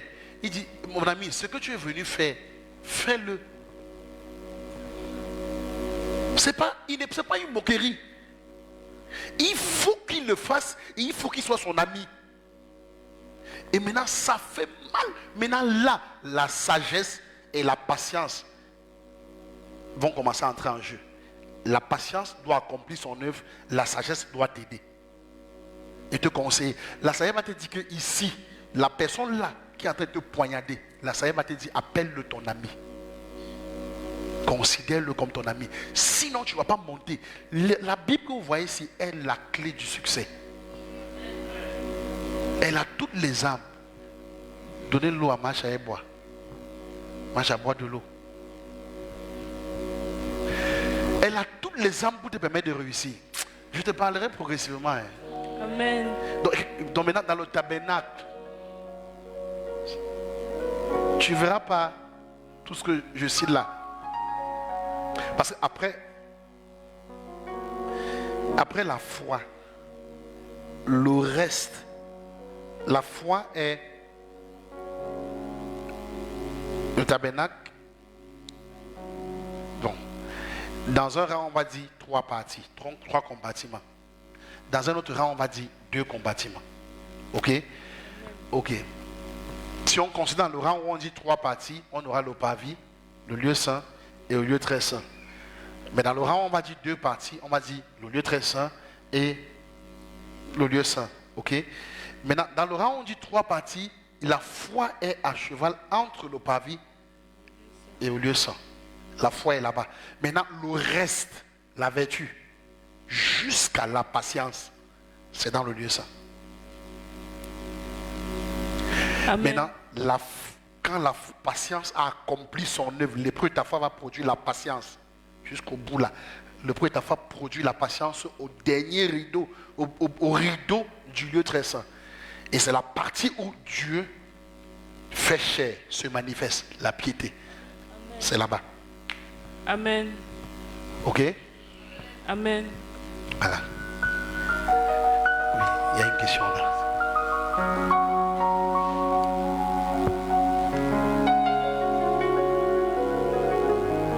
Shalom, peuple de Dieu. Shalom. Shalom, pasteur. Shalom. Je voulais savoir à quel niveau le pardon est lié à la patience. Le pardon? Ou à toutes les étapes. Pour même réussir à être patient, il faut pardonner. Donc, c'est même la clé. Oui. Donc, si tu ne pardonnes pas, tu ne vas pas supporter un frère qui te fatigue. Il faut vraiment pardonner. Et au niveau du pâtissement, donc ça veut dire qu'on classe le pardon, la sagesse et la patience à la fin. Non, tout ça c'est à l'intérieur. Dans l'accomplissement de la patience, pour que la patience accomplisse son œuvre en toi, elle transporte en elle le pardon. Vous savez pourquoi vous ne pouvez pas prier pour quelqu'un quand vous n'êtes pas, la patience n'a pas atteint son œuvre? Parce que lorsque la patience atteint son œuvre, vous devenez pieux. Vous manifestez la piété. Ok? Et quand vous manifestez la piété, vous avez l'amour du prochain. Et l'amour du prochain va vous permettre de connaître l'amour de Dieu. D'accord? Tu ne peux pas prier pour quelqu'un quand tu ne l'aimes pas. Il faut aimer quelqu'un pour prier pour lui. Or, dans la considération rapide pour nous, nous aimons nos frères, nos soeurs, nos enfants. Mais le prochain pour Dieu n'est pas seulement celui qui est ton frère, ta soeur, ton enfant. C'est aussi quelqu'un d'autre. Que tu n'as aucun lien avec lui, mais que tu dois l'aimer. Tu dois prier pour lui. Dans ses erreurs, ses faiblesses, tu ne dois pas dire ah et tout. Mais la capacité à patienter jusqu'à ce que Dieu le sauve. Tout ça, le pardon sera compris. Tout ça, le pardon sera compris dedans. Ça devient facile le pardon quand Dieu se fait chair. Quand la patience a accompli son œuvre, la piété entre en jeu. Dès que la piété entre en jeu, c'est fini. C'est fini. Très vite, tu pardonnes. Très vite, tu pardonnes, tu passes. Très vite. D'accord. Moi, j'ai fini. Pasteur, j'ai une question. Oui. Nous avons appris, on a parlé des 4 dimensions de l'amour. Aujourd'hui, Oui. on comprend que la patience aussi a 4 dimensions. La patience, 6 dimensions. 6 dimensions. 6 dimensions. Oui. Là, j'ai noté, je crois que j'ai manqué une dimension. Bon, il faut l'aider. Anav, Oui. Arek, Anoche, Upomeno Oui. et Anexikakos. Oh, tu as laissé Anoche où? Tu as mis Anoche? Oui, Anoche. Tu as mis Anav? Anav. Elle n'a pas lu Nakrotumeo. Pardon? Nakrotumeo. Nakrotumeo. Oui. La deuxième dimension. J'ai même suivi ça.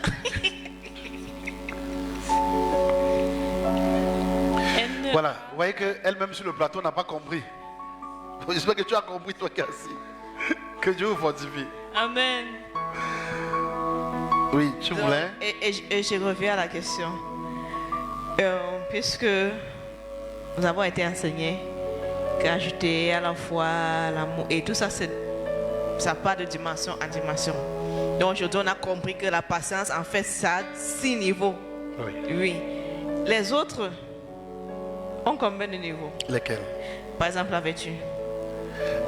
La vertu, c'est plus simplement rattaché au mental.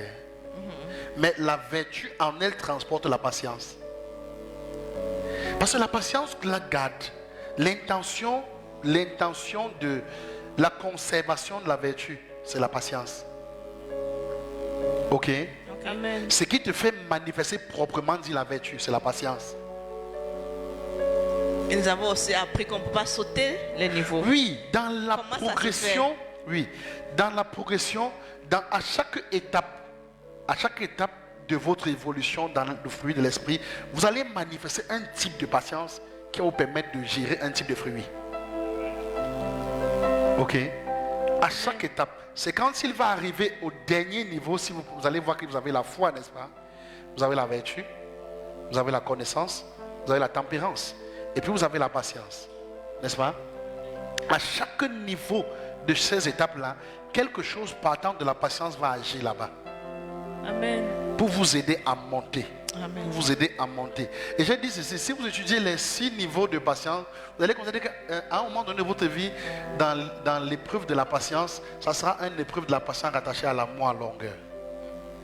Vous apprendre à aimer, à supporter votre frère longuement.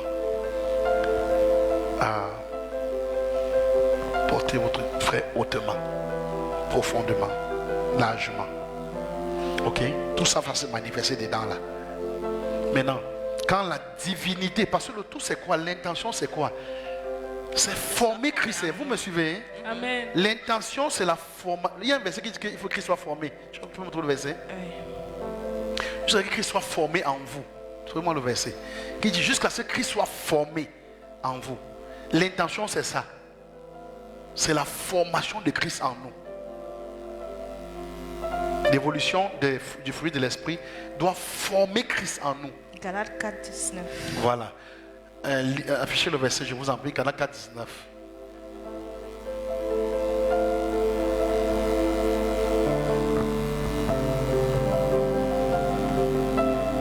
Galates 4, 19. Bon. On peut lire ici, ça traîne là-bas.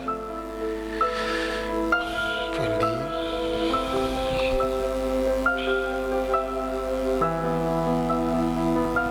Mais c'est mieux de mettre aussi en ligne. Parce qu'en fait, c'est ça l'objectif. Ok.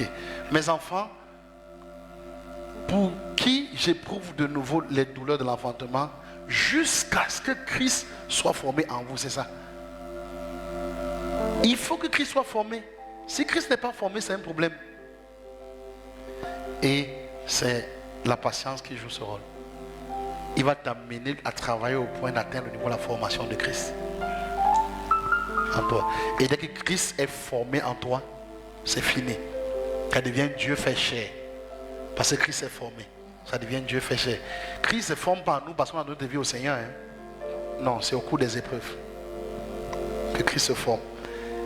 Et dès qu'il est formé, tu commences à voir le frère différemment. Tu vois la soeur différemment. Tu dis, ah, je ne voyais pas le frère comme ça. Tu vois, tu commences à aimer le frère.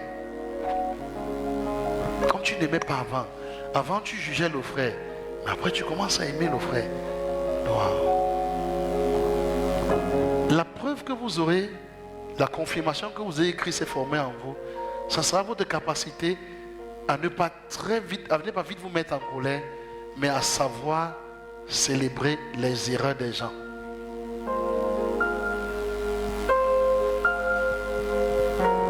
Amen. Que quelqu'un dise Amen. Amen. Oui, c'est savoir voir les manquements de quelqu'un et puis savoir le supporter, comme j'ai dit là. Il faut le supporter, l'acclamer. Pas le maudit. C'est un peu dur, non? Mais c'est la parole. Je t'ai répondu. Oui. Apparemment, la salle est calme aujourd'hui. Hein?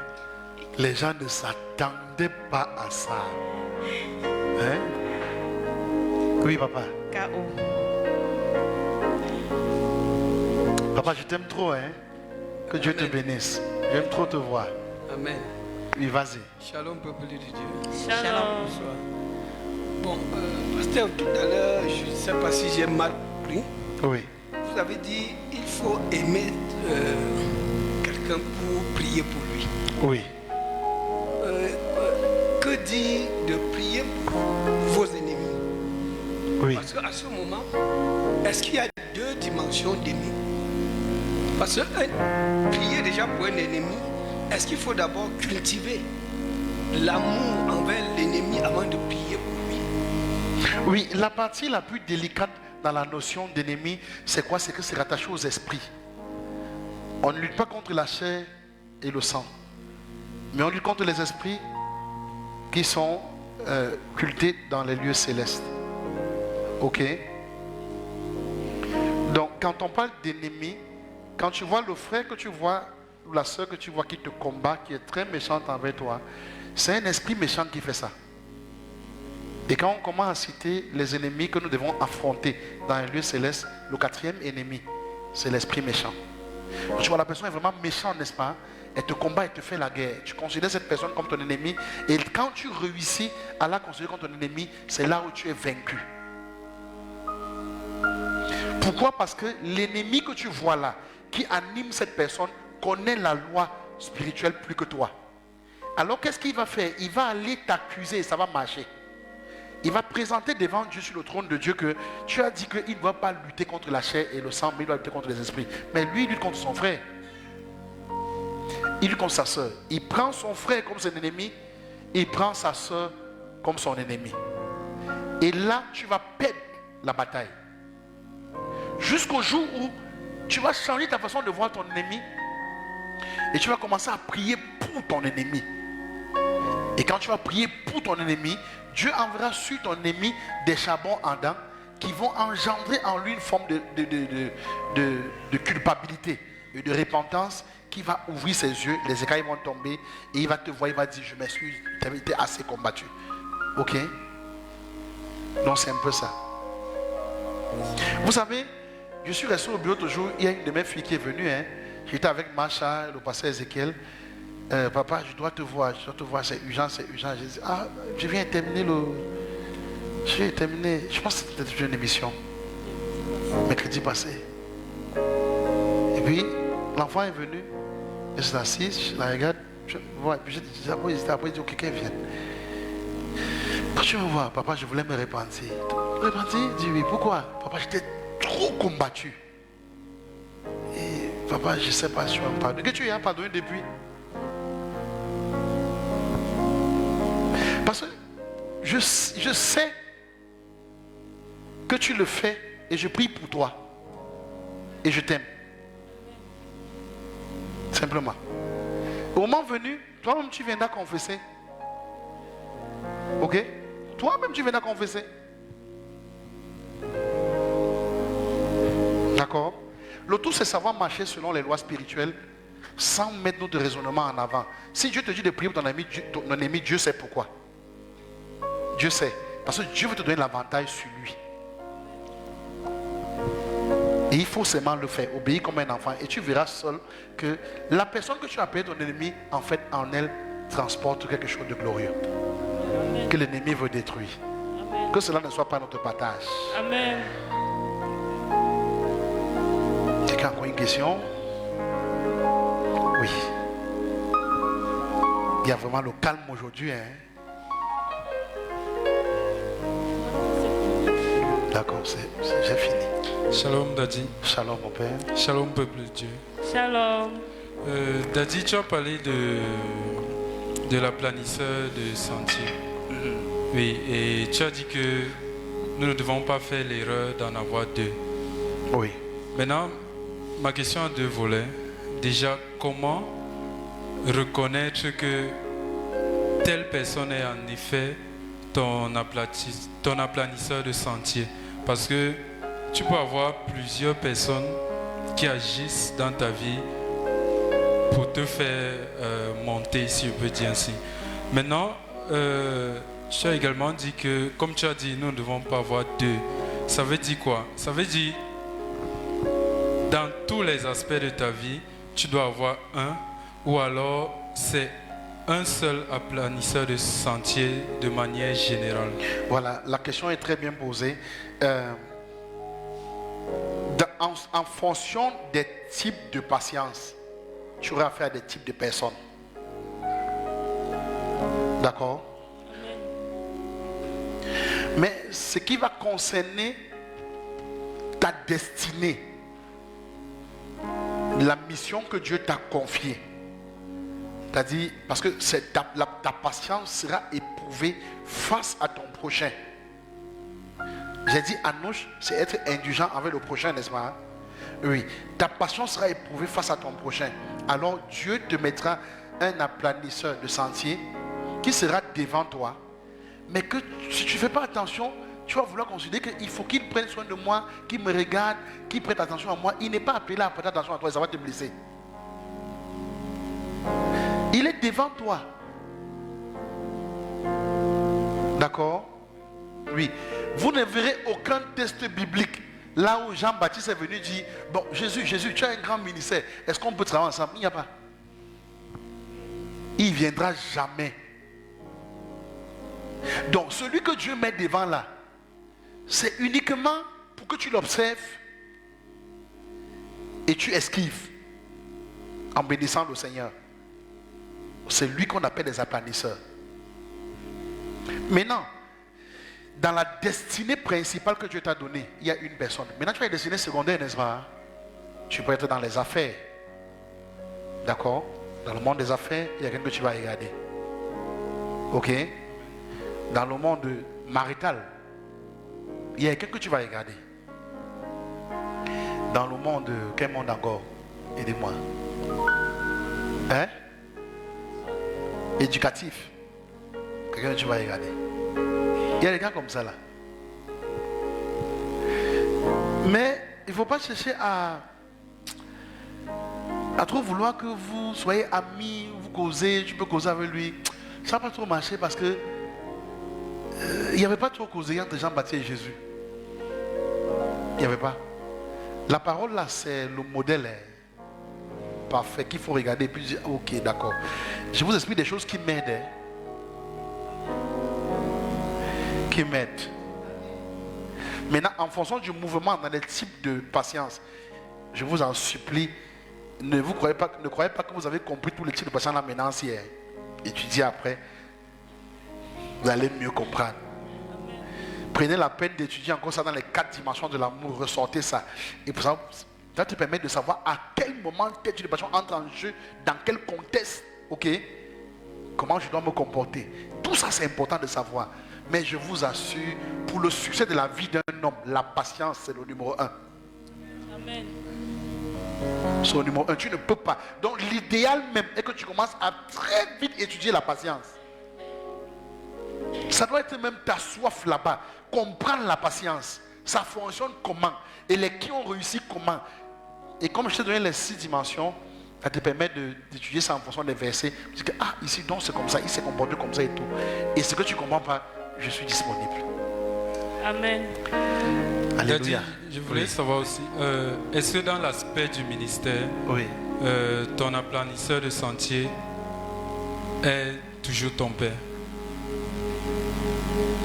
Oui, il peut être ton père, comme il peut ne pas l'être. Maintenant, comment savoir? Dieu te dira. Dieu a dit à Jésus, non? Jésus lui-même dit qu'il est venu devant moi parce qu'il est écrit comme ça. Maintenant, dans le cas où c'est ton père, tu Oui. as dit qu'il est ton aplanisseur de sentier parce que tu dois voir là où il est tombé et éviter de tomber. Oui. Oui. Mais est-ce qu'un enfant doit voir déjà les erreurs de son père, Dadja? Oui. Tu peux voir, mais sans juger. Amen. Il peut commettre une faute, mais ne juge pas. Ferme les yeux. D'accord? Amen. Dans le volet père spirituel, c'est difficile. Mais père biologique, on voit les erreurs de nos pères biologiques vite. Mais on gère. C'est pas ça. Non, les gars, soient humbles. C'est ça. On gère. N'est-ce pas? Amen. Ah, c'est la même chose. Dans le Seigneur, tu vois aussi, tu gères. Tu vois un peu, non? Tu gères. Il va commettre les erreurs, il va tomber. Jean-Baptiste est tombé, il a même dérangé. Il partait faire quoi chez les rois? On ne sait pas. Une petite fille vient dire que donnez-moi sa tête. On coupe sa tête. Le grand Jean-Baptiste. Ok, le Père veut la parole. La dernière question. Apparemment, c'est la dernière question. Shalom, Ouais. Daddy. Shalom, papa. Shalom, peuple de Dieu. Amen. Shalom. Oui, Daddy, je voudrais savoir s'il existe un rapport entre l'aide de destinée et la planisseur de sentiers. L'aide destinée, c'est autre chose. Mais la planisseur de sentier est celui qui ouvre ta destinée. Amen. Et comment alors établir la différence entre les deux? Parce que celui entre l'aide de destinée, celui qui est à côté de toi pour t'aider à accomplir ta mission. Par contre, la planisseur est devant toi. Il n'est pas à côté. Il y a les gens que Dieu met à côté. Hein. Écoutez bien. Je vais enseigner ça progressivement parce que dans le mouvement de tout ça, il faut bien comprendre ça. Il y a des gens que Dieu met à côté. Il y a des gens que Dieu met derrière. Chacun a son rôle. Celui qui est derrière va te pousser à avancer. Celui qui est à côté va t'équilibrer. Celui qui est devant balaie la route. Amen. Et il faut discerner chacun. Et à chaque cas, il y a un type de patient adapté pour gérer chaque cas. Les gens que vous voyez réussir, ils ont étudié ce que je vous dis ici là. Ce que je vous enseigne ici, ils ont étudié. Mais ils ne sont pas chrétiens. Hein. Les Elon Musk que vous voyez, ils ont étudié ça. Et ils maîtrisent. Vous voyez Donald Trump, ne jouez pas avec lui. Il maîtrise ces choses. Il sait qu'avec celui-ci, je vais faire comme ça là. Il est dans tel côté, je le positionne comme ça là. Avec celui-ci, je fais comme ça là. L'autre là, c'est comme ça. C'est pour ça que Donald Trump a peur de personne.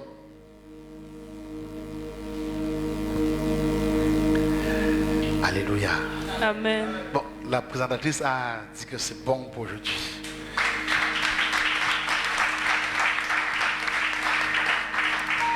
Qui a été béni? Amen. Alléluia. Amen. Gloire à Dieu. Amen. Nous sommes arrivés au thème de notre rendez-vous de ce jour. J'espère que nous avons été tous grandement et richement bénis. Donc, je nous invite davantage à réécouter les enseignements, les émissions pour pouvoir mieux les maîtriser, mieux les cerner. Nous vous donnons rendez-vous mercredi prochain, le 28 à 18h précise. À titre de rappel, le mercredi, nous sommes ici pour l'émission au Salon du décryptage de la parole. Le jeudi, pour l'enseignement de la parole à partir de 17h. Vendredi, à partir de 17h30 pour l'école des intercesseurs. Et je vais vous rappeler que l'école des intercesseurs est privée. Donc, le numéro qui s'affiche à l'écran, ou si vous avez un proche parmi nous, pour vous qui êtes en ligne, vous pouvez vous rapprocher de nous pour pouvoir vous inscrire afin de participer en ligne, parce que la plateforme est devenue privée. Et le dimanche, à partir de 9h, nous avons le culte habituel. Demeurons bénis. Je vais passer la parole au pasteur pour la prière finale. On va bénir le Seigneur. Père, nous te disons merci pour la grâce que tu nous as permis de nous rassembler ce soir et de traiter un thème délicat qui touchait à la patience. Et tu nous as permis de comprendre le mystère de la longue patience, la forte patience et bien d'autres, Seigneur. Que ton nom soit béni au nom de Jésus. Nous prions, Père, afin que chaque personne qui a entendu cette parole, que cela soit une sémence dans son cœur. Au nom de Jésus-Christ. Et que toute sémence en lui qui tenterait d'enlever cela, que cette sémence soit détruite au nom de Jésus. Je déclare que la sémence de la patience grandira dans ton cœur. Au nom de Jésus. Rien ni personne ne se mettra au travers au nom de Jésus-Christ. Et ce que Dieu a dit dans ta vie, cela va s'accomplir. Et cela s'accomplira certainement au nom de Jésus. Que Dieu vous bénisse abondamment. Au nom de Jésus, nous avons prié. Et que quelqu'un dise Amen. Amen. Que quelqu'un dise encore Amen. Amen. Que Dieu te bénisse. Dieu te bénisse la main au nom de Jésus. Ma fille qui a les lunettes, viens prendre.